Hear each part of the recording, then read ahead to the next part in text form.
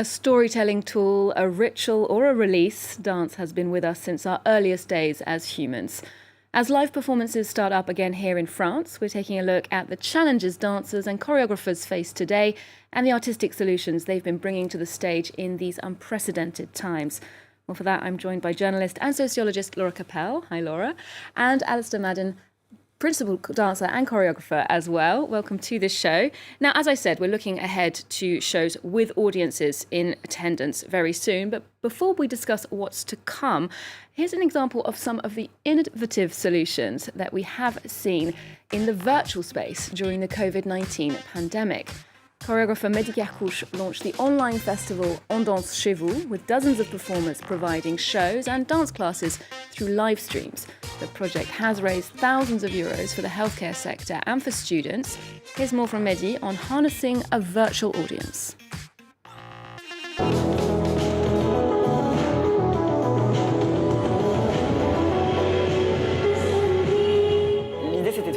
The idea was to build a bridge between these artists and the empty venues, supporting social causes that are really important to us. I think we've managed to convey our message, yes. We've managed to highlight those causes, so for me, it's been a real success.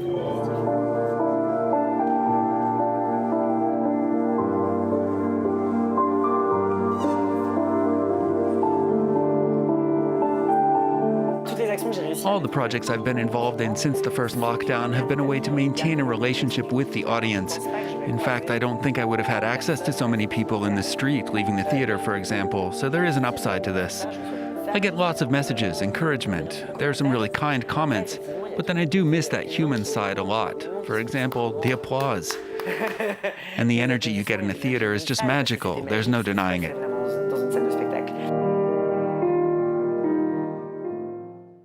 So as we can see there, dancers have had to come off the traditional stage in 2020. Laura, do you have some memorable moments, examples of how that creative energy was harnessed and shared? Yes, I mean, it started very early on in the pandemic because, as many saw, so I think it went viral at one point, a lot of dancers started training in their living rooms, in their kitchens. The dance sector has been incredibly resilient in that sense, both raising money, keeping going while not having access to studios and stages. It's been a long journey for them, but it's also, I don't know, probably it's led to some creative solutions, let's say. And opened them up to new audiences, I think. Now, Allister, your trajectory has taken you from soloist at the Paris Opera Ballet to principal dancer at the New Zealand Royal Ballet. And I believe that over the last 12 months, over this strange year, you spent time in both countries. And I wondered how it was from a professional point of view, that experience in France and New Zealand, similar or different? Just during COVID times or in Yeah. general? Well, during COVID times, New Zealand is doing really well. So at the moment, there is no pandemic going on almost in the country. So we're able to tour and do a lot of shows. So when I left the country, I just did a tour with, I think it was 35 shows of Sleeping Beauty. So it was really amazing to have access to a live audience again, especially after the first lockdown, because we faced the first lockdown as well. And then flying back to France and seeing that everything was locked down, all the theaters shut down, and it's just it's very heartbreaking, and it's hard to keep going despite all of that. But I think everyone, as Laura said, is being very resilient and finding new ways of creating things and dancing. No, a real contrast in terms of artistic experiences. Now, your most recent project represents something of a departure from the classical repertoire you've been dancing with national companies in past years. You teamed up with flamenco dancer Ruben Molina, creating a fusion of various styles. Well, it's called Geminus. Let's take a look.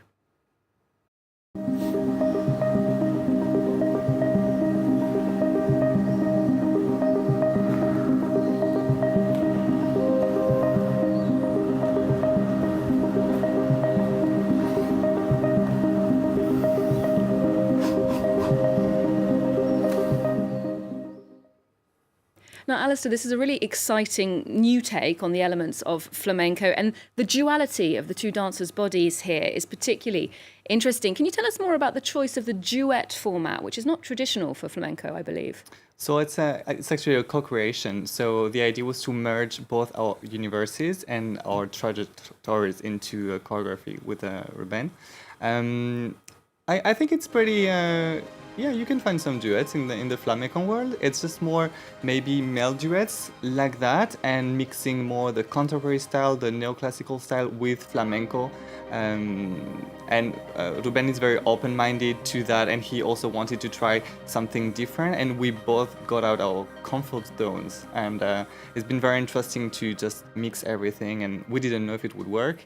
And in the end, we had this choreographic residency in Cordoba in Spain, and it was incredible. 5 days creating, and we have this 8 minutes duet, and we just found out that we're selected to the Sobanova Dance Awards, the finals, and we have a day, so it's gonna be live, and it is supposed to be live on June 18th. Oh, La Villette. fantastic. So that went a lot further than perhaps you originally Yes. intended. Now, a team of two, of course, is a very lightweight, adaptable model when it comes to working within the health and safety regulations that we have right now. So that was ideal. Laura, you recently reported that there is an overall trend towards smaller creations among the major companies. The average number of dancers on stage has gone down over the years. And I wondered if having fewer bodies in a choreography is simply an artistic preference. What do you think this means for the future of creations? I mean, it was a solution during the pandemic in the sense that many bigger companies ended up turning to programs that featured fewer dancers as a way of limiting the risks and still being able to show performances, whether online or in very limited performances in the fall.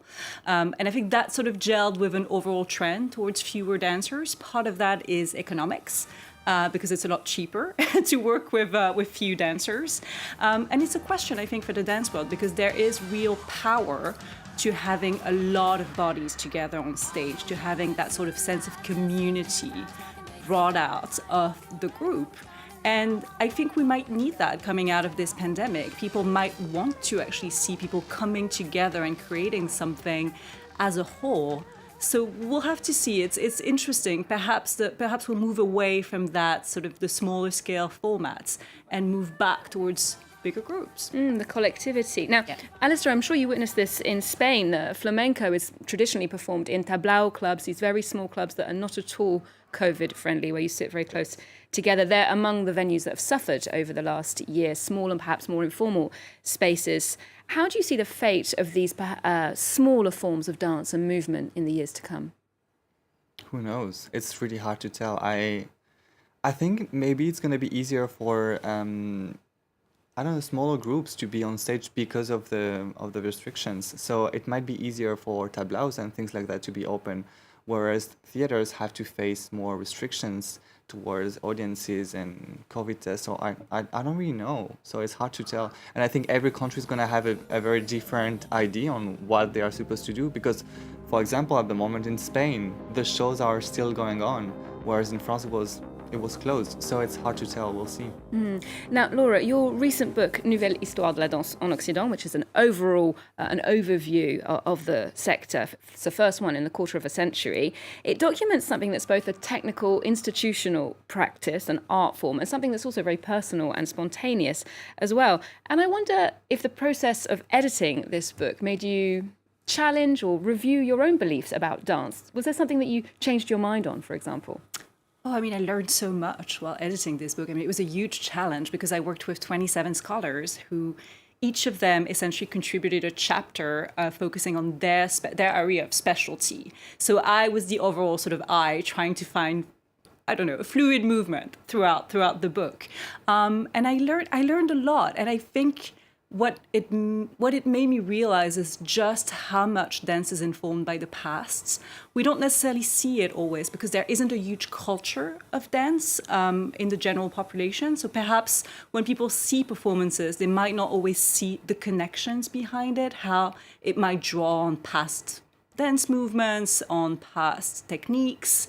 And actually, you see that those trends repeat themselves and that choreographers and artists are always working with the knowledge that they already have in their bodies. So essentially, studying history is just a way of understanding what we're seeing better. A sort of silent vocabulary. Yeah. Well, just briefly to wrap up, again, let's look ahead to happier times. What are you most excited about seeing or participating in as the world of live performances open up? Being back on stage, for sure. So June 18th, and just seeing the art life back to life again. I think for me, it's feeling dancers moving on stage, in the sense that we've seen many film performances, and that's been wonderful. It's definitely been a solution for many people to keep working.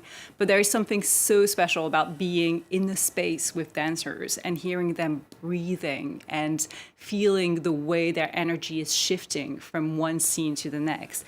That is so special, and I just cannot wait to be in that space with them again. Okay, I must admit, I agree with both of you. Thank you so much for joining us today, Laura and Allister.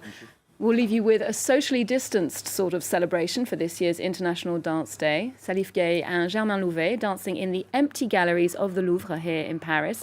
A striking contrast between freestyle and classical technique. Do take a look. Otherwise, remember to check out our website for more arts and culture, and we're on social media too. There's more news coming up on France 24 just after this.